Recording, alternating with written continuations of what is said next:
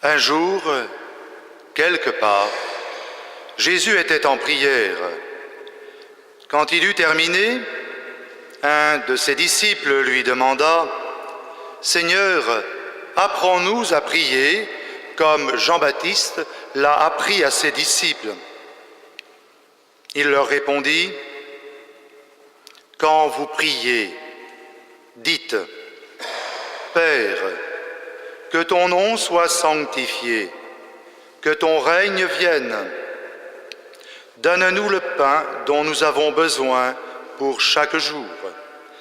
Pardonne-nous nos péchés, car nous-mêmes, nous pardonnons à tous ceux qui ont des torts envers nous, et ne nous soumets pas à la tentation. » Jésus leur dit encore, « Supposons que l'un de vous ait un ami et aille le trouver en pleine nuit pour lui demander « Mon ami, prête-moi 3 pains, un de mes amis arrive de voyage et je n'ai rien à lui offrir. » Et si de l'intérieur, l'autre lui répond « Ne viens pas me tourmenter, maintenant la porte est fermée, mes enfants et moi nous sommes couchés, je ne puis pas me lever pour te donner du pain. » Moi, je vous l'affirme, même s'il ne se lève pas pour les donner par amitié, il se lèvera à cause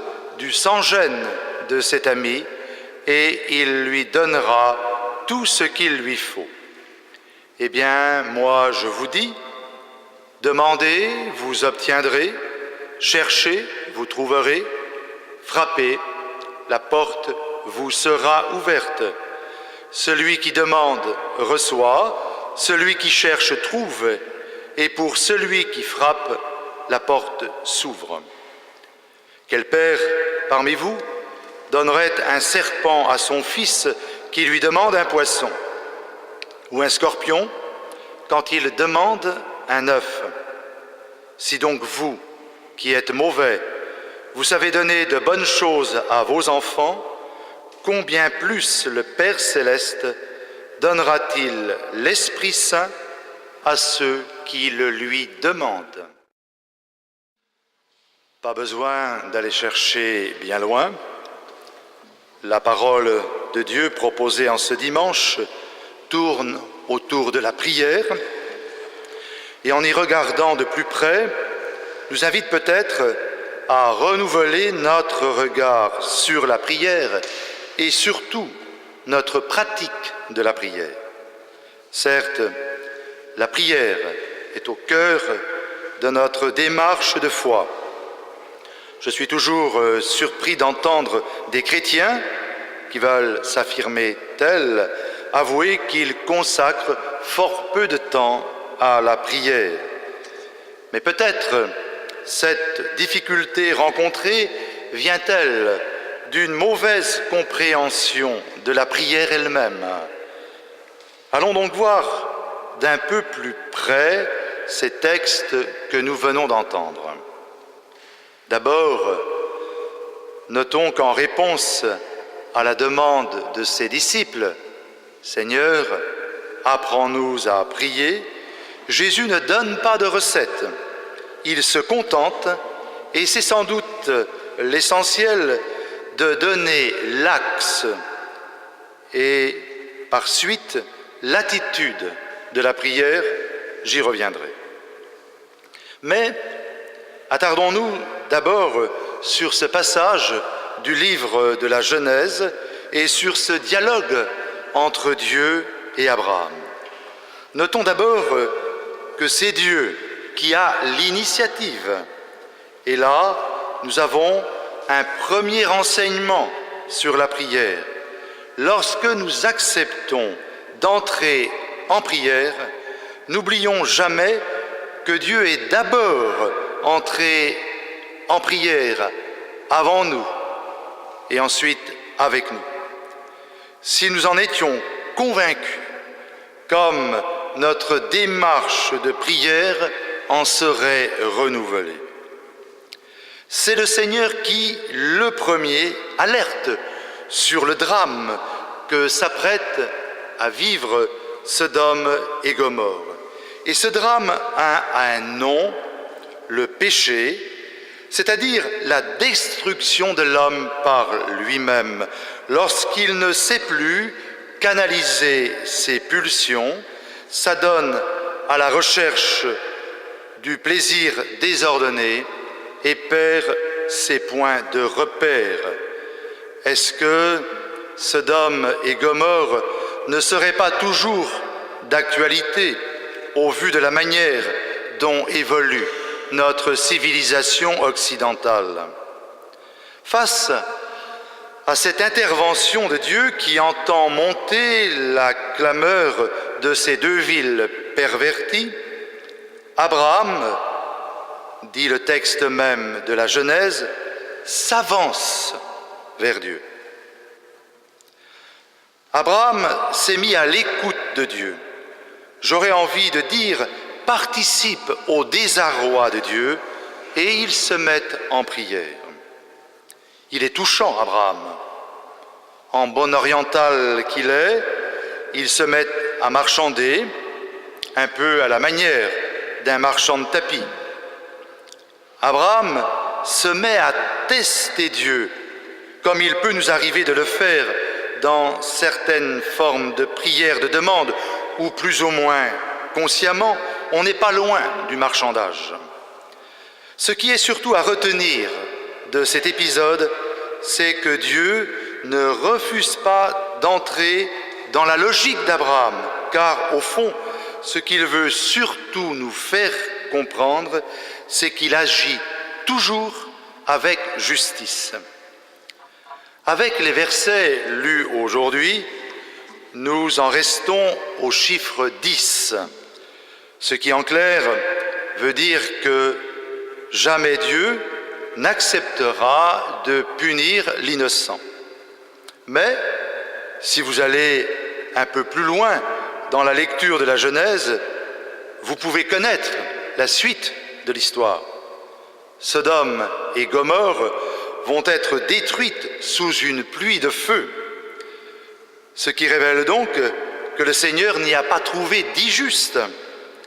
Dieu ne peut pas sauver l'homme malgré lui. C'est l'honneur qu'il nous fait en respectant notre liberté, mais aussi en nous situant face à nos responsabilités.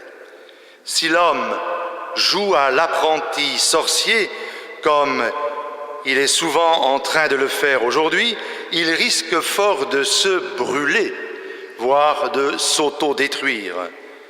Ce dialogue entre Dieu et Abraham nous apprend donc que la prière ne saurait être un sauf-conduit, encore moins un échappatoire. Et c'est là qu'il nous importe de revenir à l'Évangile et à l'enseignement de Jésus sur la prière. Mais avant cela, arrêtons-nous aux premiers mots qui sont ceux de l'évangéliste Luc. Un jour, quelque part, Jésus était en prière. Un jour. Oui, la prière est toujours inscrite dans le temps, dans l'épaisseur du temps. Je pense que chacun de nous en a fait l'expérience. La prière est toujours marquée par la force de notre histoire personnelle et par la force de l'histoire qui s'écrit sous nos yeux au jour le jour. Une joie comme une épreuve colore notre prière, lui donne son orientation et sa saveur. Les intentions de prière déposées dans cette basilique Saint-Sauveur devant Notre-Dame des Miracles en sont une parfaite illustration. Dieu nous parle par le déroulement du temps. Et c'est donc dans ce déroulement du temps que nous pouvons le rencontrer en vérité. Un jour, mais aussi quelque part, Dieu nous invite à comprendre que la prière n'est authentique que si nous avons les 2 pieds bien plantés en terre, il est toujours dangereux de céder à la vocation de l'ailleurs, de ne jamais être content de soi et de son sort, et de rêver un ailleurs impossible. Jésus, par son incarnation, nous a appris à être de quelque part, comme il s'est inscrit dans l'histoire. Il a vécu dans un petit pays, entre Nazareth et Jérusalem, ce qui représente assez peu de kilomètres au vu des distances que nous franchissons aujourd'hui. Mais c'est en assumant concrètement ce quelque part de son existence terrestre que Jésus a pu être de partout et demeure de partout. C'est cela qui donne consistance à sa prière telle qu'elle nous est manifestée dans les évangiles. Mais pour ce faire, Jésus a su trouver l'axe de sa vie et par la suite de sa prière. Il nous est donné par le premier mot de la prière qu'il a voulu nous confier. Père, au fond, c'est le seul mot de la prière, celui qui dit tout, celui qui éclaire tout. Tout le reste de la prière de Jésus en découle. D'abord, célébrer l'honneur de Dieu par la sanctification de son nom et l'engagement à faire en sorte que son règne vienne. Ensuite, lui adresser les demandes qui en découlent, la subsistance quotidienne, le pardon des péchés et la résistance à la tentation. Mais peut-être que le premier mot se suffit à lui-même, dire à Dieu toujours et partout, Père, c'est là le sens profond de la prière. Amen.